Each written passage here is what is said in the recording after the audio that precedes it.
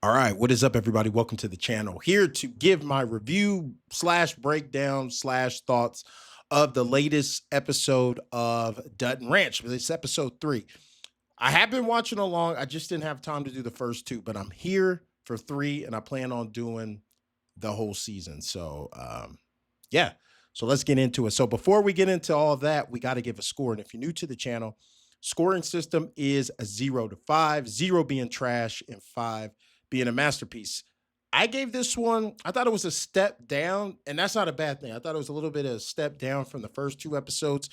I actually gave this one a 3.5 out of 5. So it was above average. Solid episode, good episode. So we got the score out of the way. So let's waste no more time, my good people, and let's get into it. So I'm kind of going to do this a character by character. So we'll start with Beth, which I think she started off, at least she had the most positive, I would say, as far as for a character. And it all starts, she wakes up in the morning and she's headed to Dallas to, hey, get the wheels going for their business venture here and their new beginnings. And so, of course, she stops by Claudio's butcher, and he has those cuts for her. But they discuss, how his business it's kind of suffering. I mean, it's rough for him. And Beth assures him that if you take care of my business, I'll take care of yours. And that's one thing. Beth is solid. She's a solid individual.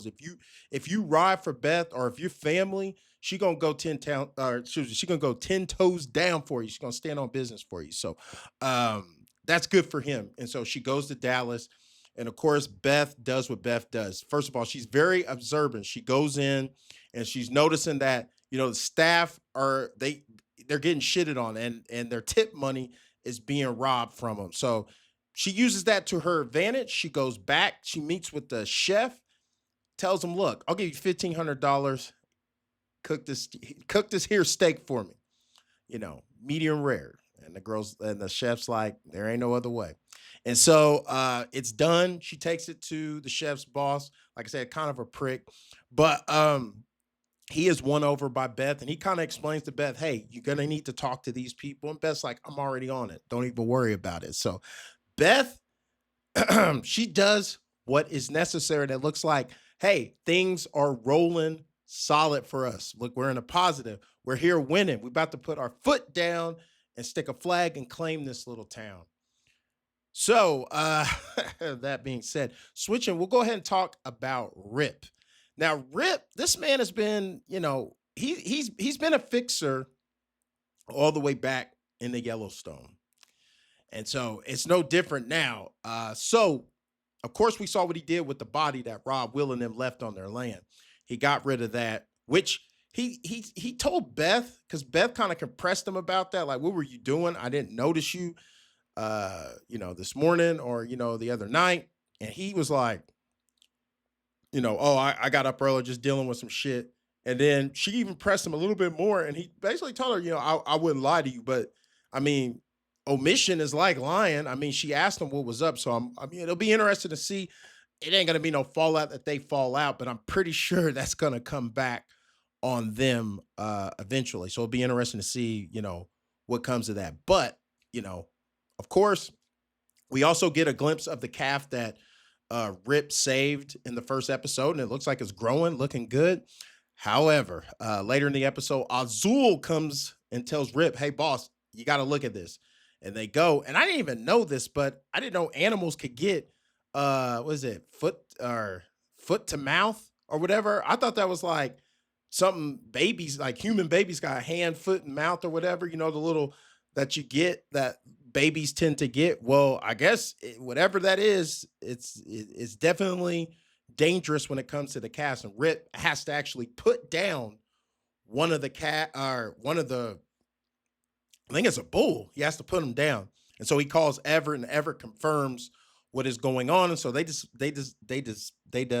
create a plan, devise a plan. They separate them. And at this point, all they can do is pray and hope that their cattle doesn't get affected. I mean, this has got to suck because we're at a high with Beth taking care of business, but they have the Edwards farm. They're their breed of cattle is legendary. Everybody wants a piece of it. And now you're telling me that they all might get wiped out by disease. So that's a heavy burden for them to deal with. Not to mention, we get some insight into what Zachariah's past was because I was like, what is this guy up to? What happened? How did he end up where he was at? And so what we find out is the lady named Ann comes up and pulls a pistol out on Zachariah because Rip notices her flying, like she is flying onto the land. She pulls a pistol on Zachariah and he accepts. He gets down on his knees and he's accepted. He's ready to go. He's ready to go. And we find out that they're connected. And she tells him he killed my baby, her baby being her daughter. And we later find out, with the help of Everett and Zachariah telling, because Rip wants to know. Because at one point, when Zachariah's on his knees, Rip basically tells him, like, look, is this praying? Is this for show? Are you being, and I'm paraphrasing, are you being performative? And, he's like, no, because he's like, if you are, I'll put that bullet in you. And, he tells him to get up. But they're out, these guys are hanging out, they're camping out, keeping an eye on the cattle. And Zachariah finally explains what happened. And he was in a relationship with Teresa. They were kind of a secret thing. And, one thing led to another. He got drunk. They got into a fight. Out of his anger, he just wanted to leave. Excuse me. He wanted to leave the situation. He ends up backing up his truck, killing Teresa. And Everett, basically gave what the town felt like. Everybody took her death hard and they needed somebody to blame, and they all blamed Zachariah. And that's where we find out Azul's father was one of the few people that didn't give up on him. They knew Zachariah was a good man who just made a mistake. And as Azul said, you have to be able to forgive yourself. And so we kind of end with that group there. And later on in the episode, of course, Beth, Rip tells her to come home and she learns what is going on. And so we kind of end there with those two stories. So let's move on to the next character. Let's talk about Beulah Jackson. Miss Beulah Jackson. I'm sorry, Miss Jackson. But we get a glimpse into just her influence over the town. She's speaking at the funeral service of the previous sheriff. And at that same funeral service, you see her coming up on the new sheriff. This new sheriff is the one who arrested Carter. And I think he's going to be a bit of a wild card because the previous sheriff, she probably pulled a Benny Siegel on him from state property and basically told him, look, you either get down or lay down. And, he's like, all right, I don't want no trouble. And he just fell in line and he was a lackey to the Jacksons. Whereas this sheriff, I don't know. I think he's going to be siding with Beth. He's going to be on the other side. He's going to be on the other team. And so, they kind of have that exchange. And like I said, and I just feel he's not gonna play ball like the previous sheriff did. Also at that same funeral service, the boy Everett, he was clapping them cheeks. He was hitting that.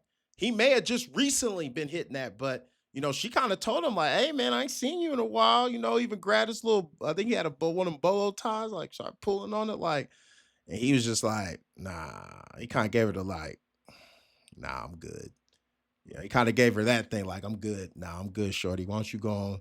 I'm going to go my way. And so she's definitely feeling scorned, feeling a certain way about that. But we also see that, she answers to somebody.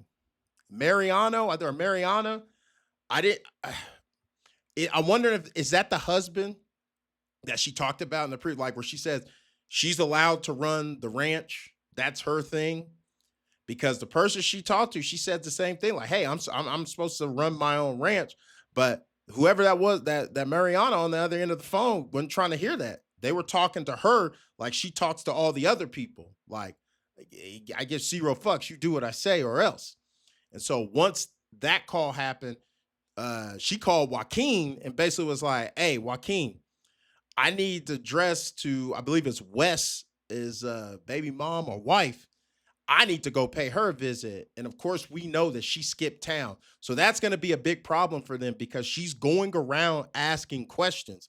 And she went to the new sheriff and she's pressing him like, hey, Are you answering those questions? He's like, look, it's part of my job. I have to listen to what they say. So that's another indicator that I think he wants to be a law abiding, a good man.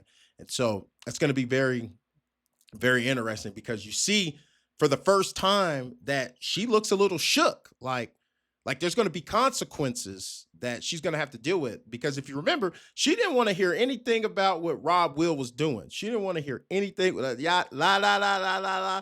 I don't want to know about what he's doing, until Joaquin told her, like, this ain't one of those other times, this is something that's serious.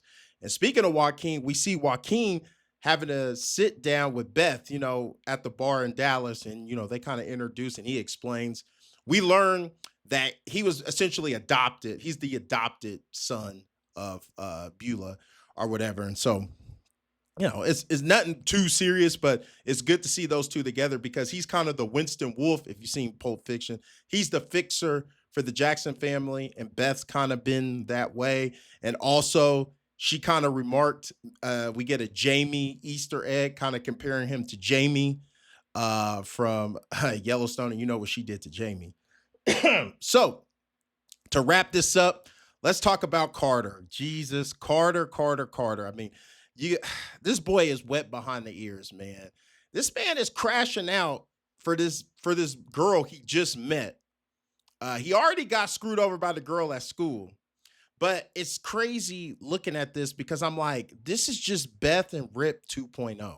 I mean, it is very obvious. Like, you know, Oriana, the same as Beth, coming from a well to do family. She's the rebellious child, probably has some kind of mommy issues because we don't see her mom. And our grandmother, Beulah, is acting as the matriarch of the family. So she's probably more of a mother than her actual mother, who we don't know if she died or whatever. And then, of course, she probably had daddy issues as well with Rob Will as her father. And so she's pulling Carter into it. And like I said, he's wet behind the ears. I won't call him a simp, but he's definitely a sucker. You know, he crashing out, going here, pissing on old boy's car. He already put hands on him. And this time the boy, excuse me, boy comes out with a gun. And he makes it very clear, I'm gonna kill you, boy. So, excuse me. This boy Carter, he ain't even got the panties yet. And his bitch has got his life on the line right now. So it'll be very interesting. And whenever Beth finds out who Oriana is, that's definitely going to cause some tension between the families. You know, we got the Capulets, you know, Romeo and Juliet and them situation going, Montagues and Capulets going on, or Hatfields and McCoy shit going on. So for the most part, that's pretty much it on the episode. Of course, if there's anything I missed, get in the comments and let me know. But guys, like I always say, if it's for 1 minute, 5 minutes of the whole damn video, I appreciate you taking time out of your day to view my content. If you haven't already, hit that subscribe, smash the like, and of course, get in the comments. And if it's available, hit that hype button. It helps teeny tiny channels like mine get some growth and some activity. And so with that being said, guys, I'll see you in episode 4. Take it easy.